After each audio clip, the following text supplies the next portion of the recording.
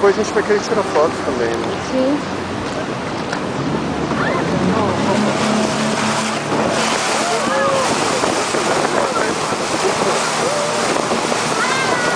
Uma vez mais.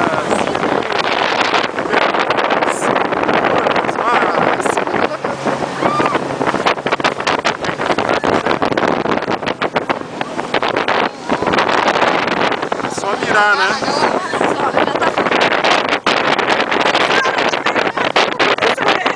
Manda um abraço pra Suzana. Fala se achou a garganta do diabo. Fala. A garganta foi muito legal, mas uma foi melhor. Dessa vez lá da Argentina. Lá da Argentina.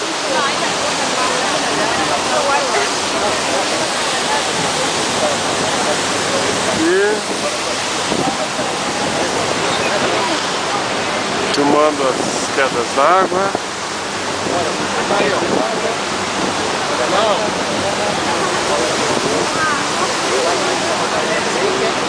Adriana fazendo o passeio do Macuco pelo lado argentino. Conseguiu ir na Garganta do Diabo, mas não conseguiu ir na Ilha São Martim. A ilha não deu hoje. Tá fechado. Estava fechada a ilha.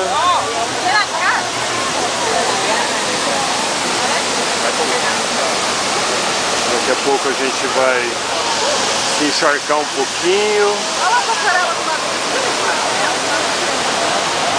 A Adriana está me mostrando os pássaros, eu não vejo. Estou vendo uma coisa que eu acho que é a passarela lá do brasileiro. Tem uns colegas nossos do barco lá na frente que estão tomando um banho.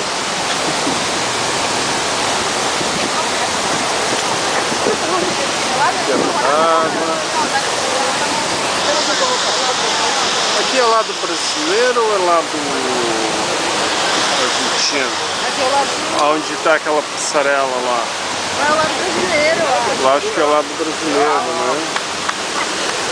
Tenta fazer o zoom. Pra ver se Tenta pega. fazer o zoom, mas cuidado para não fazer zoom na água, Tomás. Tchum. Ah não, ele não puxa. Uns 10 lugares, quase. Filmando ele não puxa. Ou se não é melhor você guardar essa máquina aí? Então vamos parar.